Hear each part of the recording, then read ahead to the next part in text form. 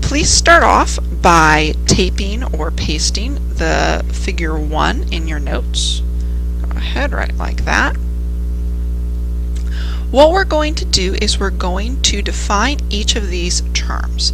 I'm going to write them all out for starters. We want to define where f of x, so this is f of x, this is x. Want to define where f of x has a positive value.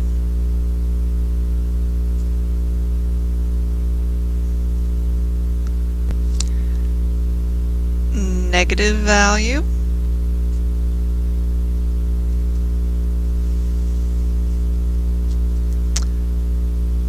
Zero value. This is also called a root or an x-intercept. Constant value. We want to know when f of x is increasing, when f of x is decreasing, when f of x has what's called a relative minimum, a relative maximum. There's relative maximum. When f of x is concave up, concave down, and has an inflection point.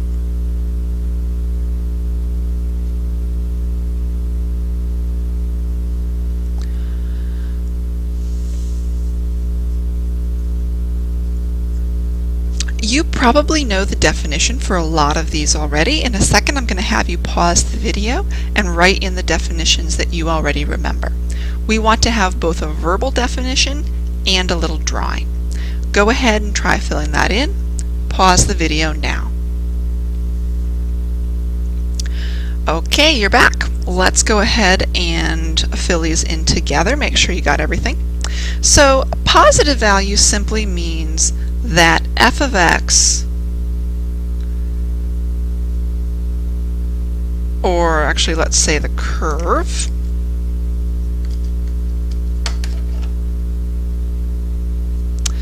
is above the x-axis. So let's remind ourselves what that means. Just make a little picture right there. And if we look up on this graph right here, we can see a couple places where that happens. Over here, between -4 and 4, and when x is greater than 8. So let's just pick one of these. Let's go ahead between -4 and 4, and we'll just say that from here to here, f of x has a positive value. A negative value, just the reverse. Curve is below the x-axis. Same idea with the drawing. There's our x-axis. We're below. And that happens twice on this graph. We'll just pick one, say, right from here to here. Negative value. A zero value, where the curve crosses the x-axis. So we can just draw it like that. And there are several points where that happens. We'll just go ahead and pick one.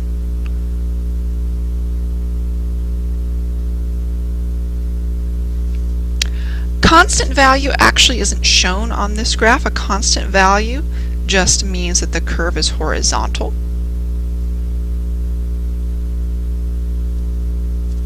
So that means if we had our little x and y axes here, we would be looking at something, here I'll pick another color, like this. That would be f of x having a constant value.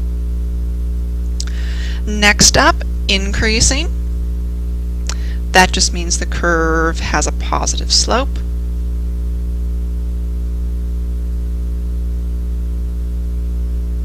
which is to say it's going up. So something like that. Got our little curve there, it's going up. Decreasing, the reverse. The curve has a negative slope,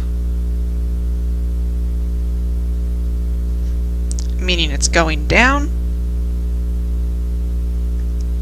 like so. A relative minimum is the point at which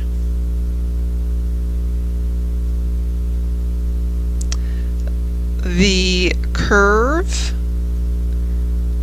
changes from decreasing to increasing. We didn't use that definition last year, but that little picture should look familiar. It's that point right there. Relative maximum is the reverse. The point at which the curve changes from increasing to decreasing. And again, that drawing should look familiar from last year. Concave up, here's where the language itself helps us. That up sounds like a cup shaped. We can see that repetition. Concave up, concave down, dome, like so. And then the inflection point is just the point at which the curve changes concavity. So it can either be from going concave up to concave down, or concave down to concave up. Either way. Let's go back up and fill these in on the graph. Okay, so increasing, we have an increasing function from here to here and from here to here. Let's go ahead and mark this increasing.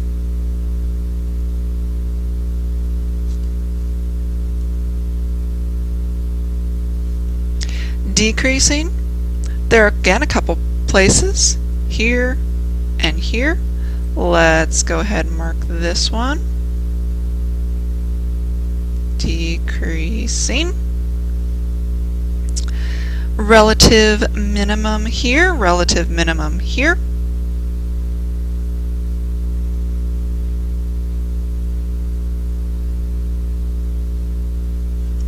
Only one relative maximum, right up there.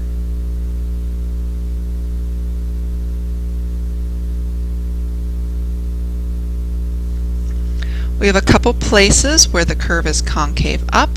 From here to about here, it's kind of hard to tell where it switches, but definitely concave up here, concave down here, concave up here.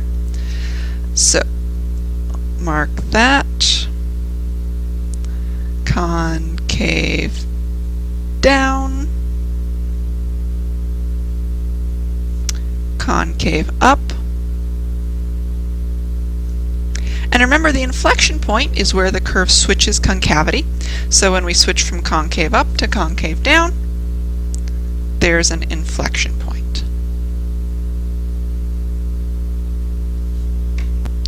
Oops, my bad. This is not concave down or concave up. I reversed those. It should be concave up and concave down. We still have that inflection point though when it switches from concave down to concave up. Now that we've defined the different characteristics of graphs, we need to know how to write down when they occur.